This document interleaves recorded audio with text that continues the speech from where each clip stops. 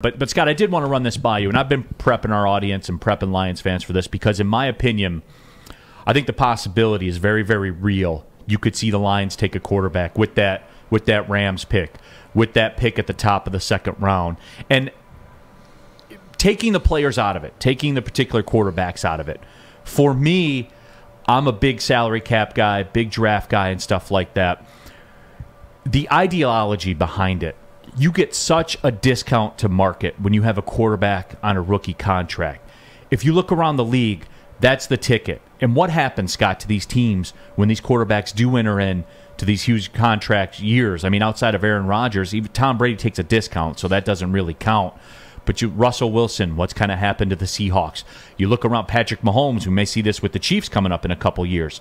It's such a discount to market that the possibility not only is very real, I think it will happen where you may see the Lions take a quarterback with one of those two picks. You know, where do you stand on that? I mean, it's a very real thing.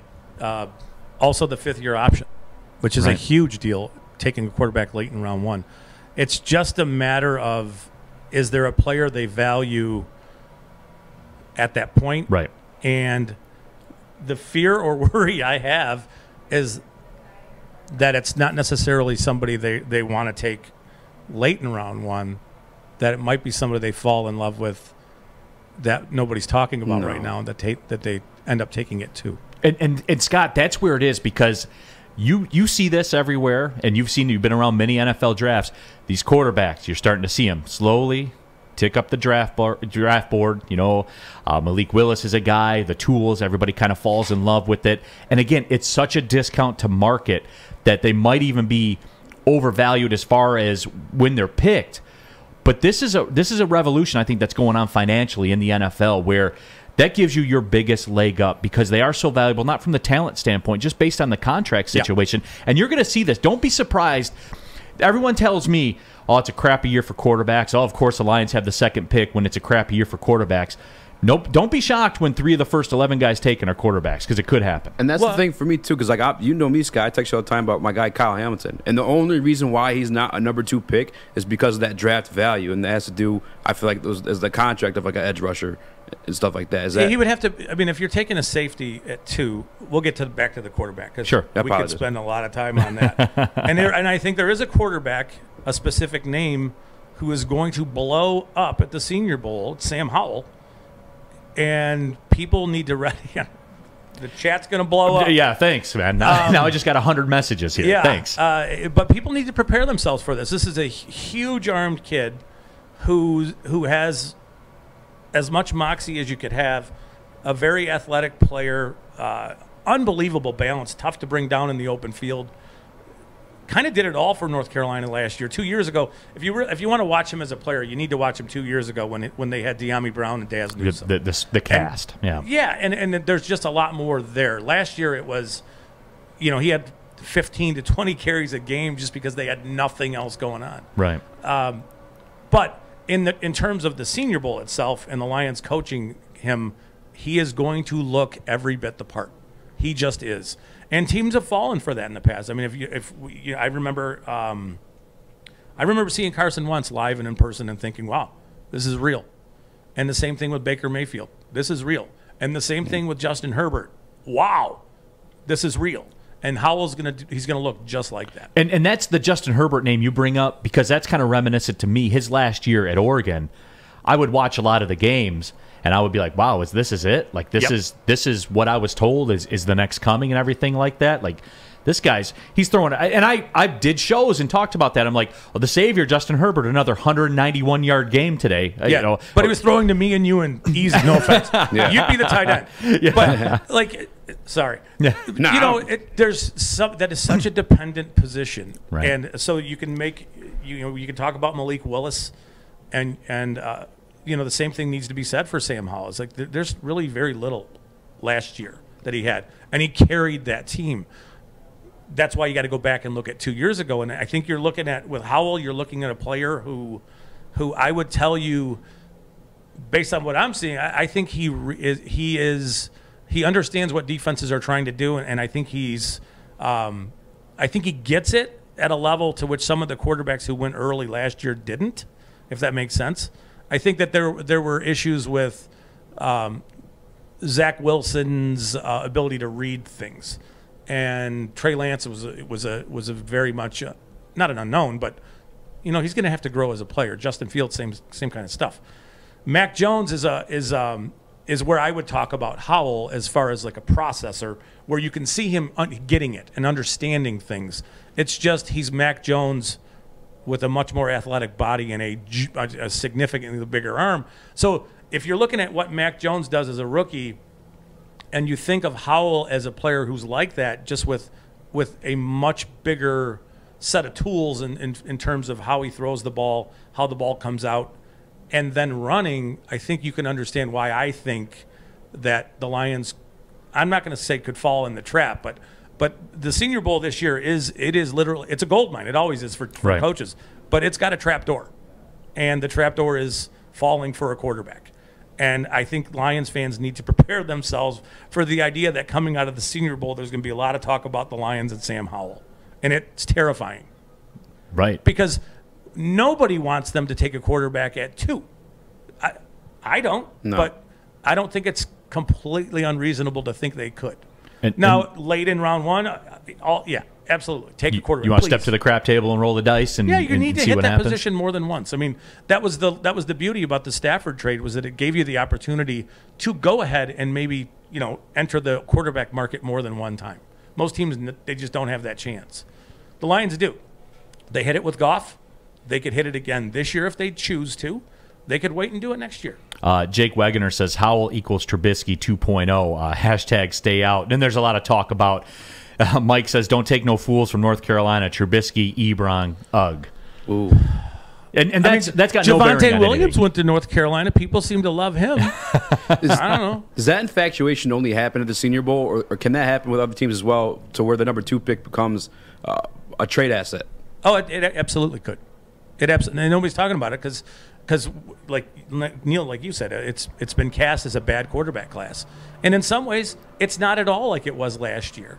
But that doesn't mean that there isn't a player worthy of it. Now, do I think that Howell's going to walk away from the Senior Bowl and be coveted and thought of as a top 5 player who might garner some trade interest for a team, wanting to?